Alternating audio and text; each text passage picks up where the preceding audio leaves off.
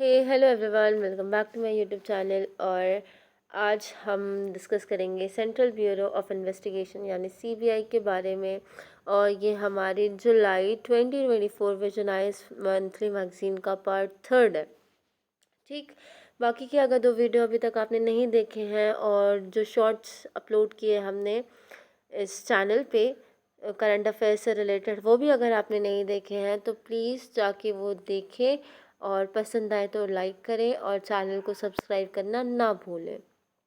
तो फिर स्टार्ट करते हैं हम कि भाई ये न्यूज़ में क्या है, ये सब हम बाद में देखेंगे, है ना। पहले हम इसके बारे में जान लेते हैं कि भाई सीबीआई है क्या चीज़। सीबीआई जो है, क्या ये एक स्टैट्यूटरी बॉडी है या एक कॉन्स्टिट्यूशनल बॉडी है। तो क्योंकि यूपीएससी में ऐसे ही क्वेश्चन पूछते हैं और यूपीएससी 2025 में भी ऐसे क्वेश्चन पूछे जाएंगे। तो जान लें कि ये ना ही एक स्टैट्यूटरी बॉडी है, ना ही एक कॉन्स्टिट्यूशनल बॉडी है। ठीक है। क्योंकि ये दिल्ली स्पेशल पुलिस एस्टैब्लिशमेंट मतलब डीपीएसई एक्ट 1946 के अंडर एस्टैब्लिश की गई थी। कब की गई थी? 1963 में, on the recommendation of Santhanam committee on prevention of corruption 1962 to 64। ठीक है। तो याद रखना है 1963 में की गई थी। नॉन स्टैट्यूटरी है, नॉन कॉन्स्टिट्यूशनल है। और ये कौन सी मिनिस्ट्री के अंडर आती है? ये ministry of personal pension and public grievances के अंडर आती है। ठीक। अब ये क्या है? एक प्राइमरी इन्वेस्टिगेटिंग पुलिस एजेंसी है। कहाँ पर? इंडिया में, जो कि कोऑर्डिनेट करती है इन्वेस्टिगेशंस को on the behalf of Interpol member countries. अब इंटरपोल मेंबर कंट्रीज़ क्या है, ये हम बाद में डिस्कस करेंगे। ठीक। अब इसका मोटो क्या है? इसका मोटो है इंडस्ट्री, इम्पार्शलिटी एंड इंटेग्रिटी। इसका विजन है करप्शन को कॉम्बैट करना पब्लिक लाइफ में, इकोनॉमिक और वायलेंट क्राइम्स को कर्व करना। ठीक है। अब ये कैसे करेंगे? ये ऐसे करेंगे कि इन्वेस्टिगेट करेंगे, प्रोसिक्यूशन करेंगे और साइबर और हाई टेक्नोलॉजी क्राइम को भी डील करेंगे। अब इसमें आते कौन कौन है, इसका कॉम्पोजिशन क्या है? देखो, इसमें जो हेड होता है वो डायरेक्टर होता है। तो क्या डायरेक्टर अकेला होता है? नहीं, उसको असिस्ट करता है एक स्पेशल डायरेक्टर या फिर एडिशनल डायरेक्टर। फिर साथ ही में उसके साथ joint directors, deputy inspector general, superintendent of police, SPs यानी, और बाकी के usual rank of police personnel भी होते हैं। अब प्रेसिडेंट ने जो है हमारे 2021 में 2 ऑर्डिनेंसेस लाए थे। क्यों लाए थे ये ऑर्डिनेंसेस? ये कहते हुए कि भाई जो इनका टेन्योर है सीबीआई के डायरेक्टर्स का और एनफोर्समेंट डायरेक्टरेट के डायरेक्टर्स का, उस टर्म को बढ़ा दिया जाए। अब बढ़ा दिया जाए मतलब 5 years कर दिया जाए फ्रॉम 2 years टेन्योर। ठीक। अब ये किस टाइप के केसेस को इन्वेस्टिगेट करती है सीबीआई? तो ये जनरली एंटी करप्शन या फिर जो इकोनॉमिक ऑफेंसेस होते हैं, स्पेशल क्राइम्स जैसे ऑफेंसेस को ये डील करती है। और कभी कभी ये खुद से भी कोई केस उठा लेती है और उसको इन्वेस्टिगेट करने लगती है। लेकिन खुद से जब वो केस उठाती है तो वहाँ पे थोड़ा सा कंसेंट वाला मैटर आ जाता है स्टेट से रिलेटेड। कैसा? स्टेट से रिलेटेड जब कोई भी केसेस होता है तो उसमें 2 कंसेंट होते हैं, एक होता है जनरल और एक specific. CBI is not required to seek fresh permission every time it enters. देखिए, जनरल कंसेंट में क्या होता है, सारे स्टेट्स या जो भी स्टेट्स हैं वही कंसेंट दे रखे हैं कि सीबीआई आपको जब भी मन हो आप आ सकते हैं हमारी स्टेट में और किसी भी केस को इन्वेस्टिगेट कर सकते हैं। इसको हम बोलेंगे जनरल कंसेंट, जो कि सेक्शन 6 ऑफ डीएसपीई एक्ट के अंडर आता है। ठीक है। ये कोई भी स्टेट कंसेंट दे सकता है और कंसेंट को डिनाई भी कर सकता है। तो आपको पता होना चाहिए कि वेस्ट बंगाल, पंजाब, तेलंगाना एटसेट्रा करके 9 स्टेट्स ने ये कंसेंट जो है वो अपना विड्रॉ कर रखा है। कौन सा कंसेंट? General consent. देन आता है स्पेसिफिक कंटेंट की कंसेंट। कभी सीबीआई है, उसको कोई एक, मान लो XYZ मैटर है और ए स्टेट में उसको इन्वेस्टिगेट करना है, तो वो सीबीआई जो है इस स्पेसिफिक केस के लिए इस उस स्पेसिफिक स्टेट से क्या लेगी, परमिशन मांगेगी कि आई हैव टू इन्वेस्टिगेट और आई वांट टू इन्वेस्टिगेट चलाए, तो फिर वो मना कर सकता है या फिर कंसेंट प्रोवाइड कर सकता है। अब आपको समझ में आ गया कंसेंट जनरल और स्पेसिफिक। तो बस अब यहीं से आप समझ लें कि भाई ये न्यूज़ में इसलिए है क्योंकि वेस्ट बंगाल जो है उसने एक सूट फाइल कर रखा था सेंटर के अगेंस्ट, ये कह के, है ना, कौन से आर्टिकल के अंडर, आर्टिकल 131 आर्टिकल क्या है, ये सुप्रीम कोर्ट के ओरिजिनल जुरिस्डिक्शन को बताता है, article 131 of our Indian constitution. ठीक है, और इसमें ओरिजिनल जुरिस्डिक्शन क्या है कि जब भी सेंटर और वन और मोर स्टेट के बीच में कोई भी डिस्प्यूट होगा तो उसको सुप्रीम कोर्ट हैंडल करेगा। तो वेस्ट बंगाल ने एक सूट फाइल कर रखा था आर्टिकल 131 के अंडर, ये कह के कि जो यूनियन है वो कॉन्स्टिट्यूशनल ओवररीच कर रहा है और जो फेडरलिज्म के प्रिंसिपल्स हैं उसको वायलेट कर रहा है। कैसे कर रहा है कि भाई वो यूनिलेटरली सीबीआई को एम्प्लॉय कर रहा है वेस्ट बंगाल में विदाउट वेस्ट बंगाल्स परमिशन किसी भी केस को डील करने में। ठीक है, तो फिर इस केस को जब फाइल किया था तो सुप्रीम कोर्ट ने बोल दिया कि हाँ हाँ वेस्ट बंगाल इज़ राइट, है ना, और जो सेंटर है उसको ये जो सेक्शन 6 है उसको मेंटेन करना चाहिए।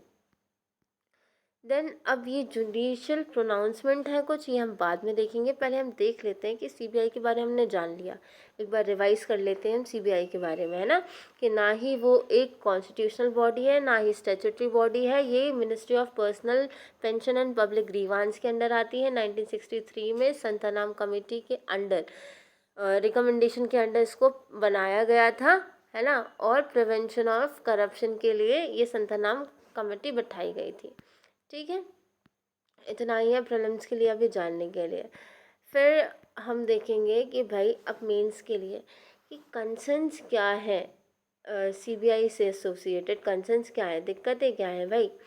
तो दिक्कतें ये हैं कि वैकेंट पोस्ट है, बहुत सारी ऐसी एग्जीक्यूटिव रैंक्स की, लॉ ऑफिसर्स की पोस्ट जो है वो खाली हैं, और जब पोस्ट खाली होती हैं तो क्या होता है, एफिशिएंसी जो है किसी भी केस को हैंडल करने की वो कम होती है। ठीक है, parliamentary standing committee personal grievance law और जस्टिस रिपोर्ट ने बताया कि अराउंड 1709 पोस्ट जो है वो सीबीआई में खाली हैं, और सैंक्शन स्ट्रेंथ कितनी है, 7295 एज ऑफ मार्च 2023। जब वैकेंट होती हैं पोस्ट तो क्या होता है, ऑपरेशनल एफिशिएंसी हिंडर होती है और इन्वेस्टिगेटिव कैपेबिलिटीज़ भी इफ़ेक्ट होती हैं, जिससे केसेस की जो पेंडेंसी है वो बढ़ जाती है। देन होता है हमारा लैक ऑफ ट्रांसपेरेंसी। जो डिटेल्स हैं केसेस रजिस्टर, सीबीआई के पास जो केस रजिस्टर्ड हैं उनकी जो डिटेल्स हैं उनमें क्या प्रोग्रेस हो रही है, इन्वेस्टिगेशन किस तरीके से क्या हो रही है, फाइनल आउटकम क्या है, ये पब्लिक डोमेन में अवेलेबल नहीं है। इससे काफ़ी हद तक चांसेस हैं मैनिपुलेशन का, किसी भी केस के आउटकम्स को मैनिपुलेट किया जा सकता है, प्रोग्रेस को मैनिपुलेट किया जा सकता है, या फिर ऐसा हो सकता है कि सीबीआई ने अपने हाथ में ले लिया और कह दिया हाँ हाँ वी आर इन्वेस्टिगेटिंग, लेकिन वो कुछ इन्वेस्टिगेट कर ही नहीं रही है। तो this is lack of transparency. Then है विड्रॉल ऑफ कंसेंट। ठीक है, डीपीएससी की डीएसपीई एक्ट सेक्शन 6 हमने देखा था ना ऊपर, जिसमें कंसेंट इज मैंडेटरी, है ना। तो भाई कंसेंट ऑफ स्टेट गवर्नमेंट क्या है, एक प्री रिक्विजिट है कोई भी इन्वेस्टिगेशन को शुरू करने के लिए। तो अब इसके लिए सीबीआई हैज़ टू वेट, है ना, और अभी हमने देख लिया कि 9 स्टेट्स ने विड्रॉल कर रखा है इस कंसेंट का। इससे क्या होता है, जो इन्वेस्टिगेशन है वो हैम्पर होती है। Then loss of credibility.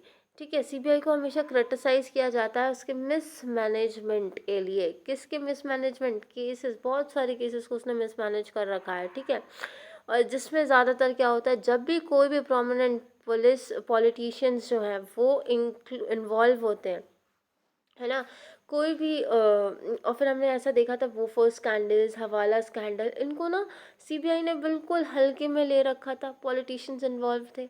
तो क्यों, इसका मतलब क्या है, अपनी क्रेडिबिलिटी को लॉस कर रहा है ना, पॉलिटिकल इंटरवेंशन काफ़ी ज़्यादा है। देन हम देखेंगे कि एडमिनिस्ट्रेटिव हर्डल्स भी हैं, जो ऐसे केसेस होते हैं जहाँ पे सेंट्रल गवर्नमेंट के एम्प्लॉयज़, है ना, जॉइंट सेक्रेटरी लेवल के या उससे ऊपर के हैं, वो इन्वॉल्व होते हैं, तो उसको सेंट्रल गवर्नमेंट की परमिशन चाहिए होती है। और कभी कभी सेंट्रल गवर्नमेंट जो है वो परमिशन को नहीं देती है, इससे उसकी जो कैपेसिटी है करप्शन को कॉम्बैट करने की वो हिंडर होती है, वो ख़राब होती है, वो रुकती है। तो सोचें आप, हमने एक हमारे देश में, एक डेमोक्रेटिक हमारे देश में हमने एक सीबीआई जैसा एक इंस्टीट्यूशन बना रखा है, जिस ताकि वो करप्शन और सीरियस केसेस को हैंडल कर सके, और वो हैंडल नहीं कर पा रहा है पॉलिटिकल इंटरवेंशन के कारण, पॉलिटिकल रीच के कारण। तो फिर उसकी क्रेडिबिलिटी का क्या ही रह जाएगा। हाँ, उसकी उसमें मतलब ऐसी इंस्टीट्यूशन पे कोई विश्वास कर पाएगा? ऑफ कोर्स नहीं कर पाएगा, एक मजाक बन के रह जाएगा। फिर इसमें फंडिंग इश्यूज भी बहुत आते हैं। क्यों? क्योंकि इसके पास जो उसकी इन्वेस्टमेंट है उसमें अप्रोप्रिएट रिसोर्सेज नहीं है, पर्सनल ट्रेनिंग इक्विपमेंट है ना, और जो इंफ्रास्ट्रक्चर है और बाकी का जो स्ट्रक्चर है उसकी यूटिलाइजेशन के लिए फंड ही अवेलेबल नहीं है, ज़्यादातर इन्वेस्टमेंट ही नहीं है उसके फंड्स में। ठीक है, इससे सीबीआई की इफेक्टिवनेस भी है वो भी इम्पैक्ट होती है एडवर्सली। देन है लैक ऑफ ऑटोनॉमी। सीबीआई जो है वो एडमिनिस्ट्रेटिव किसके अंडर आती है? वो आती है department of personal and training के अंडर। ठीक है, और ये डायरेक्ट क्या है, ये गवर्नमेंट का ही पार्ट है। ठीक है, और इधर से ही जो है सीबीआई के काफ़ी सारे सीनियर ऑफिसर्स हैं वो अपॉइंट होते हैं। तो मतलब पॉलिटिकल इंटरवेंशन इधर भी आ गया, वो ऑटोनॉमस बॉडी ढंग से हो ही नहीं पा रही है। तो अब ये सब जो चल रहा है इसको ऐसे ही चलने दें, या फिर कोई हमारे पास सॉल्यूशन है? ऑफ कोर्स हमारे पास सॉल्यूशन है ना। अगर हम उसको इम्प्लीमेंट करेंगे तो काफ़ी हमारी जो सीबीआई जो है, जो कि सच में एक पोटेंशियल रखती है चेंज लाने का, है ना, अगर हमने उसमें ये जितनी भी प्रॉब्लम्स हैं उनको सॉल्व कर दिया तो वो बहुत ही इफ़ेक्टिवली काम कर पाएगी। तो हम देखते हैं भाई, पार्लियामेंट्री स्टैंडिंग कमेटी जो है personnel public grievance law and justice पे, उसने कुछ रिकमेंडेशंस दे रखी थी। कैसी रिकमेंडेशन दे रखी हैं? उन्होंने कहा जो डायरेक्टर है सीबीआई के, उनको जो प्रोग्रेस है किसी भी वैकेंसी से रिलेटेड उसको मॉनिटर करना चाहिए क्वार्टरली बेसिस पे। हर क्वार्टरली बेसिस पे उसको देखना चाहिए कितनी वैकेंसीज अवेलेबल हैं, कितनी फिल्ड अप हो गई हैं, है ना, और इसके लिए क्या करना चाहिए, क्या रिक्वायरमेंट है, ऐसे करके उनको एक्शन भी लेना चाहिए। और फिर क्या है, मेंटेन एक केस मैनेजमेंट सिस्टम को मेंटेन करो, जहाँ पे एक सेंट्रलाइज डेटा बेस होगा। ठीक है, जो कि जनरल पब्लिक को भी एक्सेसिबल होगा, वो भी देख सकेंगे कितने केसेस रजिस्टर्ड हो गए, उनमें डिटेल्स क्या हैं और उसमें क्या प्रोग्रेस मेड की गई है। Then had need to enact a new law and define the status, functions and power of CBI। अभी तक CBI की पावर, फंक्शन, स्टेटस जो है वो डिफाइन नहीं किया गया है। और safe and lay down safeguards to ensure objectivity and impartiality in its function। उसके काम काजी तरीके में impartiality और objectivity को भी डिफाइन किया जाए और सेफगार्ड किया जाए। Percentage of officers inducted through deputation. अब क्या होता है, आपने देखा होगा आईपीएस आईएएस ये सब लोग रहते हैं और फिर नीचे का स्टाफ भी रहता है। अब ये जब इनका प्रमोशन होता है ना, तो मोस्ट ऑफ द टाइम क्या होता है, इनका प्रमोशन सीबीआई ईडी ऐसी प्लेसेस पे होता है, इसको हम बोलते हैं डेपुटेशन। तो ये जो डेपुटेशन वाला ऑफिसर्स हैं उनका परसेंटेज जो है सिर्फ 10% तक रिस्ट्रिक्ट करा जाए, और बाकी का जितना भी रिक्रूटमेंट होना है वो डायरेक्ट रिक्रूटमेंट हो, या फिर, है ना, मतलब सीबीआई के लिए एक डायरेक्ट रिक्रूटमेंट का कोई भी एग्ज़ाम आप ओपन कर सकते हैं, है ना, ऐसे कोई भी कॉम्पिटिटिव एग्ज़ाम की तरफ से वो रिक्रूट किया जाए।